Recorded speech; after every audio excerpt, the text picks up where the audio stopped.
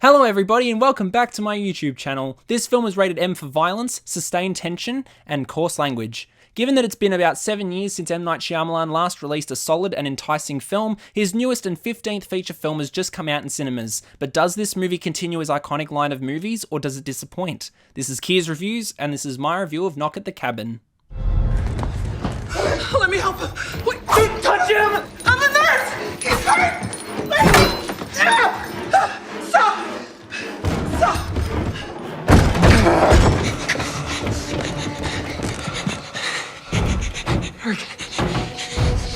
Daddy, get up, we have to go, Daddy!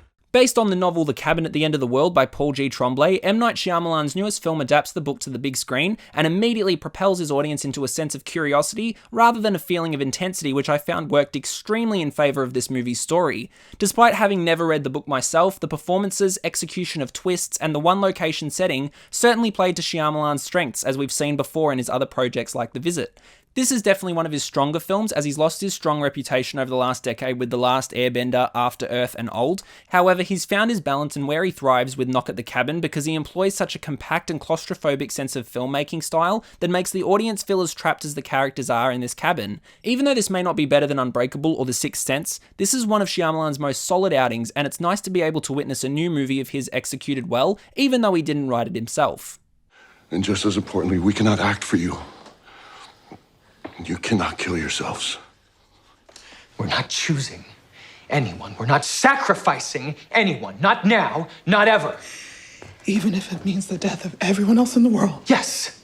Even if I believe the world was at stake, which I don't, that's what it means. The strongest aspect of this movie is its cast, given that every single one of them performed to such a high level of quality that it expelled any idea of there being one particular standout performer.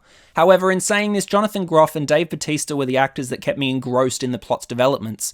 Groff continuously has tears in his eyes with a purpose that serves his character brilliantly, and because most of the movie doesn't exactly build up too much emotional attachment for most of the characters, the only people that you really feel for during the film are Jonathan and Dave. They both give stunning performances that continue to thrill and grip you. Since Shyamalan has embarked on this as his 15th directorial feature film, his career has been one of over 30 years now, so his reputation of being an exceptional thriller director has been set in stone by this point. Movies like The Sixth Sense and Unbreakable have incredible twists, but unfortunately, while the developments in Knock at the Cabin were good during the movie, the ending was utterly atrocious as to how it resolved everything, which really disappointed me. You're dooming your husband. You're dooming your daughter. I'm done with you! I'm not listening to another goddamn word you say! It's time for the next sacrifice. Are you willing to make a choice? You're crazy. I'm taking my family. And I'm leaving. I loved how the dialogue itself was intense and the crew behind the scenes didn't have to create a suspenseful tone for the overall film in order for it to deliver a movie that was similar to Shyamalan's other projects. The dialogue alone besets an eerie feeling because you genuinely can't work out whether the events that are supposedly happening in the world around the cabin are happening or not, and by having that question continuously on your mind is what makes the progression and details hidden within the dialogue so engaging and intense. After having done a binge of nearly every single film that Shyamalan has directed, except for the ones that I didn't really think I needed to rewatch and didn't want to go back to particularly, it really set me up for my expectations of how different a project of his can be when it's him writing compared to when he adapts other works through a screenplay. There's a distinct difference and lack of pure originality in his adaptations compared to the twists that he has come up with in his own writing. While I did enjoy Knock at the Cabin, there was certainly something missing that I just couldn't quite identify. Do you really think that everything that happened today, everything we've seen,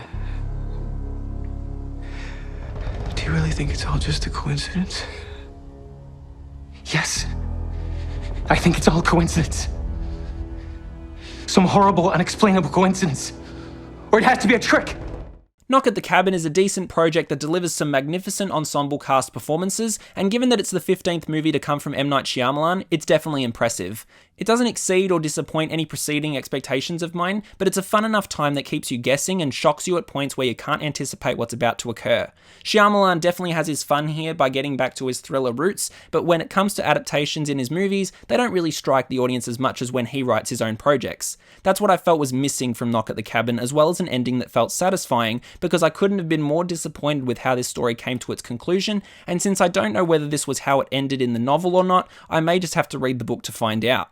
Overall, it's a new release that is fun to sit through and is very engaging, but it's nothing overly special. However, it's nice to see a new M. Night Shyamalan movie, so I'll give Knock at the Cabin a 7 out of 10.